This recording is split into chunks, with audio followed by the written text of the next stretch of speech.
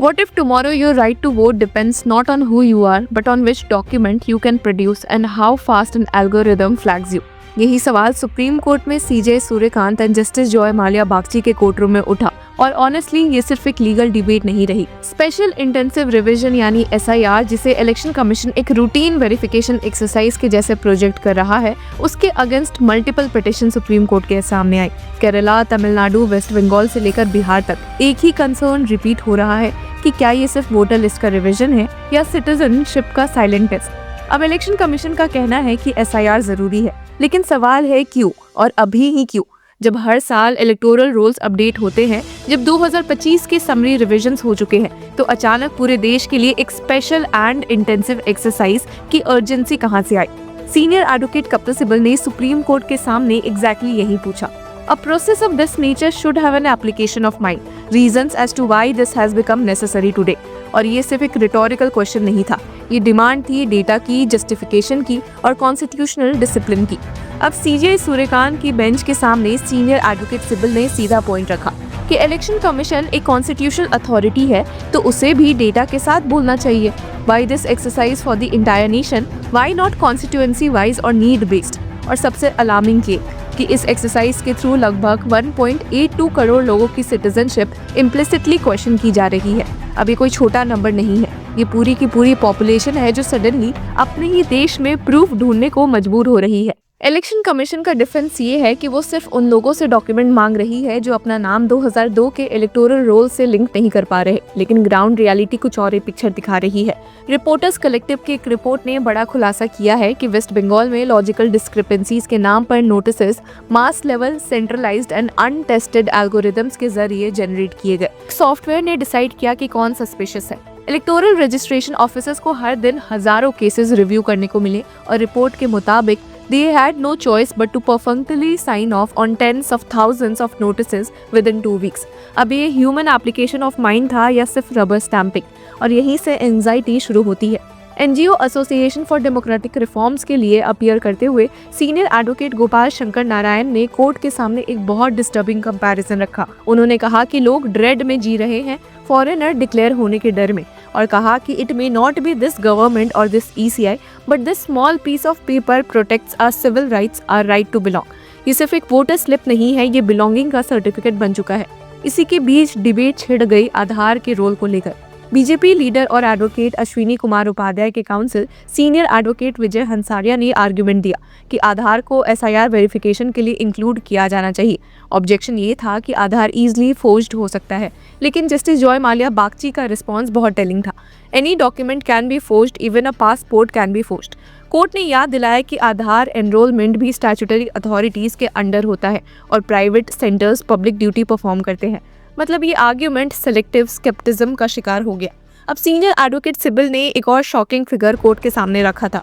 Notices सिर्फ 18 लाख लोगों को इशू हुए हैं, जबकि ओवरऑल एक्सरसाइज का स्केल कहीं ज्यादा बड़ा है। मतलब एक 88% का गैप, जहां लोगों को पता ही नहीं कि उनका नाम सेफ है या नहीं और फेस खत्म होने वाला है।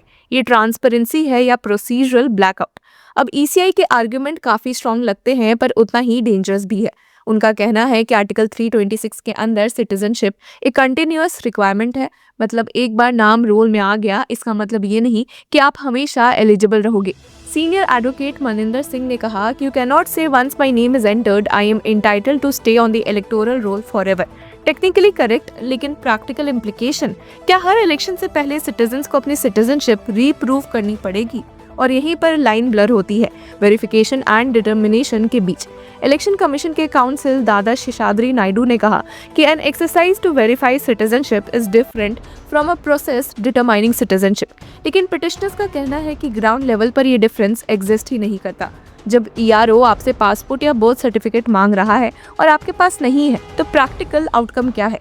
एडवोकेट प्रशांत भूषण ने यहीं पर सीधा पूछा, Who has empowered the ERO to determine citizenship? The ERO is not a court। अब एडवोकेट भूषण ने बिहार SIR को कॉन्स्टिट्यूशनली अनप्रेसिडेंटेड बताया। 2003 के SIR में डोर टू डोर वेरिफिकेशन हुआ था, ऑफिशियल्स ने टाइम लिया था और एग्जिस्टिंग रूल्स को बेस माना गया था। 2025 SIR में उनका कहना है कि ओनस पूरी तरह वोटर पर डाल दिया गया है। अगर आप फॉर्म नहीं भर पाए, डॉक्यूमेंट नहीं दे पाए, आप बाहर। और इसका सबसे ज्यादा इम्पैक्ट पड़ा है विमेन और माइग्रेंट वर्कर्स पर। पॉलिटिकल एक्टिविस्ट योगेंद्र यादव की डेटा का रेफरेंस देते हुए एडवोकेट भूषण ने कहा कि वोटर रेशियोज गिरे हैं और विमेन वोटर्स का ड्रॉप स्पेशली अलार्मिंग है। एक और critical point form 6 of the registration of electors rules 1960। इस फॉर्म में सिटीजनशिप के लिए सिर्फ सेल्फ डिक्लेरेशन रिक्वायर्ड है। एडवोकेट भूषण का आर्ग्यूमेंट था कि if someone asserts citizenship, burden shifts to the person alleging otherwise. और सुप्रीम कोर्ट के पुराने judgement Lal Babu Hussain versus ERO 1995 के मुताबिक earlier electoral rolls probative value रखते हैं।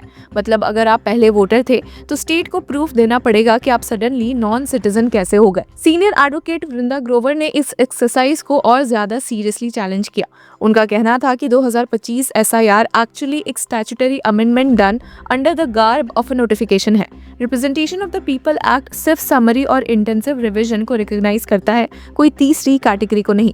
सेक्शन 21 सबसेक्शन 3 सिर्फ टाइमिंग फ्लेक्सिबिलिटी देता है, प्रोसेस इन्वेंट करने का पावर नहीं। लेकिन एनेक्जर D के थ्रू ECI ने नए एनरोलमेंट कंडीशंस इंट्रोड्यूस किए हैं जो रिवीजन के बाद भी कंटिन्यू करते हैं। ये उनके मुताबिक लॉ चेंज करने जैसा है, वो भी बिना पार्लियामेंट के। अब सीनियर एडवोकेट शदान फरासत ने एक और फंडामेंटल क्वेश्चन उठाया था। सिटीजनशिप का डिटर्मिनेशन तब तक कैसे हो सकता है जब तक कोई nation wide register of citizens exist ही नहीं करती। सिटीजनशिप एक्ट 1955 का सेक्शन 14A यूनियन गवर्नमेंट को पावर देता है रजिस्टर बनाने का, मे नॉट शैल। जब रजिस्टर बना ही नहीं तो ECI कैसे सिटीजनशिप डिसाइड कर सकता है। और यही सबसे डेंजरस अजम्पशन सामने आता है कि वोटर को ट्रस्टेड नहीं माना जा रहा। एडवोकेट भूषण ने कहा कि citizenship inquiries can not stem from disbelief. अगर आप हर वोटर को डिफॉल्ट सस्पेक्ट बना दोगे तो डेमोक्रेसी का बेसिक प्रिजम्पशन ही खत्म हो जाता है। सीनियर एडवोकेट राजू रामचंद्रन ने भी क्लियर कहा, प्लीनरी पावर का मतलब अनचेक्ड पावर नहीं होता। आर्टिकल 324 के अंदर ECI को इलेक्शंस कंडक्ट करने का अथॉरिटी है, लेकिन उसके साथ एक ड्यूटी भी है कि हर एलिजिबल सिटीजन को इंक्लूड करे। जब एक्सेप्टेड डॉक्यूमेंट्स जैसे पैन और ड्राइविंग लाइसेंस एक्सक्लूड किए जा रहे हैं बिना रीजन के, तो ये आर्बिट्रेरीनेस है। सवाल अब सिंपल नहीं है। SIR सिर्फ रूल्स का रिवीजन नहीं लगता, ये एक टेस्ट बन चुका है, डॉक्यूमेंट्स का, टाइमलाइंस का और सिस्टम के पेशेंस का। तो व्यूअर्स, इस पूरे मुद्दे पर आपकी क्या राय है? Do let us know in the comment section. Until then keep following law चक्र।